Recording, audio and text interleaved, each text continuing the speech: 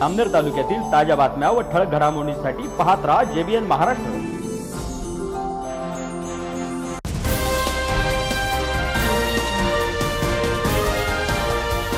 नमस्कार, मी विनोद चौधरी। पाहूया काही ठळक वृत्त।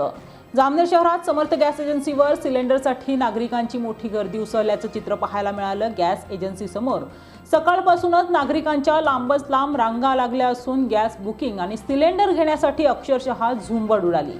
या गर्दीत सिलेंडर घेण्यासाठी आलेली एक महिला चक्कर येऊन पडल्याने नागरिकांनी संताप व्यक्त केला। दरम्यान वाढती गर्दी आटोक्यात आणण्यासाठी एजन्सी चालकांना पोलिसांची मदत घ्यावी लागली। एजन्सी संचालकांनी दिलेल्या माहितीनुसार गॅसचा साठा मुबलक प्रमाणात उपलब्ध आहे, मात्र कंपनीच्या बुकिंग प्रक्रियेत बदल झाल्यामुळे वितरणासाठी विलंब होत असल्याचं त्यांनी स्पष्ट केलंय।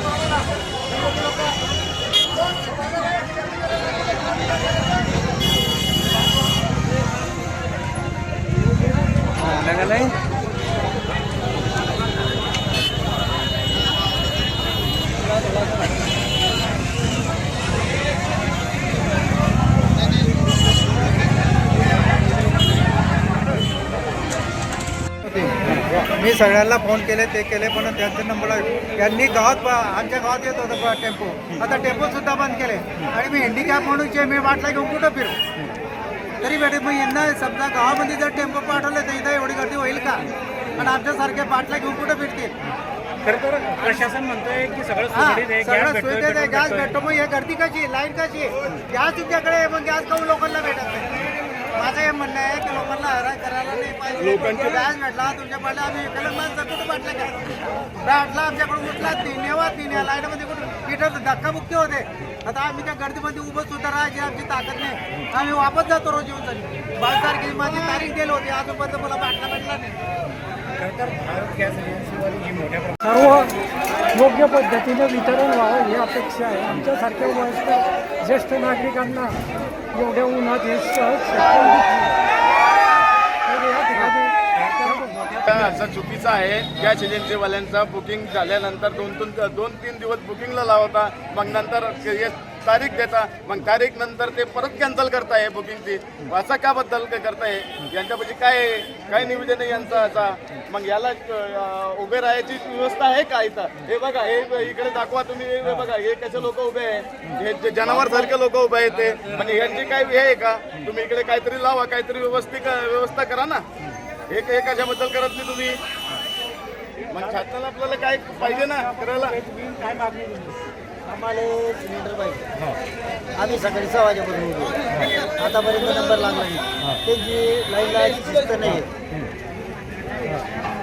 सिलेंडर भेटायला पाहिजे असं म्हणलं। अनेक महिला देखील तात्काळ उभ्या आहेत, दिव्यांग लोक आहेत, दिव्यांग लोक भरपूर लोक आहे, महिला पण इथे ठीक आहे, तुम्ही जेव्हा अंडी द्या ज्या पद्धती तुमच्याकडे उपलब्ध असेल त्या पद्धतीने काहीतरी पद्धत पाहिजे ना। एक कुठे लाईन कशी लावायची, काय द्यायची, तुम्हाला कसं वितरित करायचं आहे, पब्लिकला काहीतरी सांगा, काहीतरी बोला।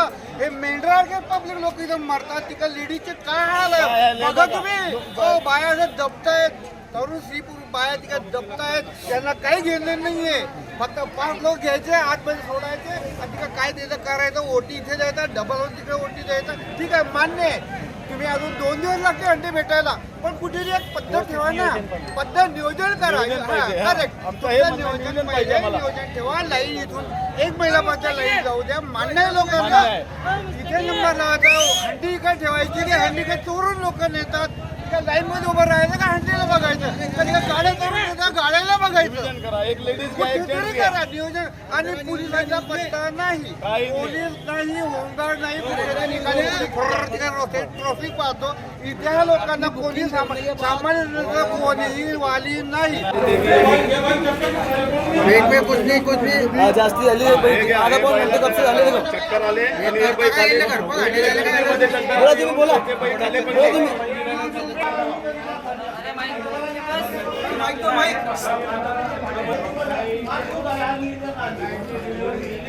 किती वाजता 9 वाजेपासून 9 वाजे आमने 9 वाजेपासून नंबर लावेल. नंबरच नाही लागू राहिलाय. माणूस ते लोटाला डी माणसं बी लोटाला डी करू राहिले. जीव घाबरून आला मी काय करू म्हणून निघून आली. गॅसची बुकिंग केली होती हा गॅस बुकिंग करेल आहे ना. 15 दिवस झाले. हा बुकिंग करेल आहे ना. मग त्यांच्याकडून काय नाही काही सांगितलं नाही ते काय उद्या येईल परवा येईल तेरवा येईल. माहिती जाते मी कशी काय करू. माझा जीव घाबरून मला आजीबाईची आजीबाईची वगैरे आजी मारीचे फुल्यावर कसं काय त्यांनी लोक इथे येऊन गर्दी करतात.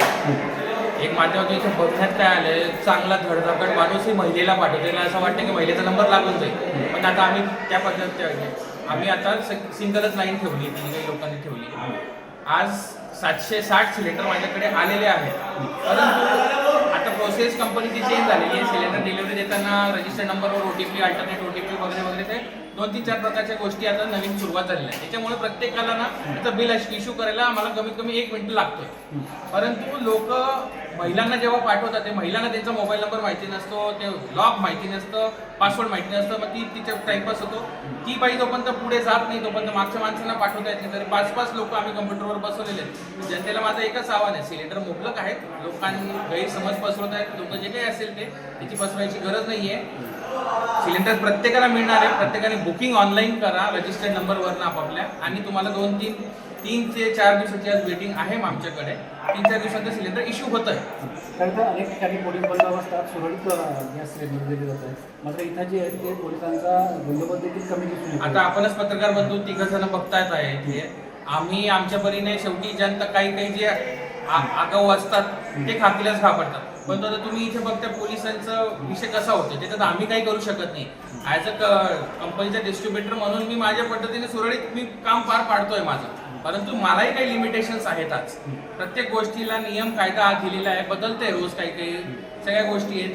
असं पण नाही आहे की इथून कंपनी सांगितलेला OTP विदिन 1 सेकंडमध्ये येते. परंतु त्या लोकांना त्यांचे पासवर्ड माहीत नाही आहेत, त्यांचे मोबाईल्स नाही आहेत, त्यांचे मेसेजेस दिसत नाही आहेत, ते मोबाईल भरलेले आहेत. त्याच्यात आमच्या चुका नाही आहेत. गर्दीची पूर्वकल्पना पोलिसांना दिली होती. 100% सगळं दिलेलं आहे. मी स्वतः तर PI साहेबांशी बोललो. सकाळी गिरीश भाऊंचं माझं बोलणं झालं. गिरीश भाऊंनी कलेक्टर महोदयांना फोन लावला. त्या माध्यमातून आज मला एकच गाडी मिळणार होती. तर गिरीश भाऊंनी सांगितल्याप्रमाणे अजून एक गाडी मला इश्यू झाली आहे आता, ती येतात. मी जे सांगतो तेच आहे की माझ्याकडे सिलेंडर मुबलक उपलब्ध आहे. इथं आता तुम्ही रांगेत बघत असाल तर 100 लोकच रांगेत उभे आहेत. पण 100 लोक 1000 लोकांचा आवाज करतात आहे. त्या माध्यमातून सगळी कामं पुढे स्लो होतात. या बातमी इथेच थांबूया. ताज्या अपडेट्ससाठी www.jbnmaharashtra.com या आमच्या वेबसाईटला लॉग इन करा. तसेच यूट्यूबवरील आमचे व्हिडिओ पाहायला विसरू नका. आणि गुगल प्ले स्टोअरवरील JBN न्यूज ॲप डाउनलोड करून JBN महाराष्ट्र न्यूज चॅनलला येऊ पहा. नमस्कार.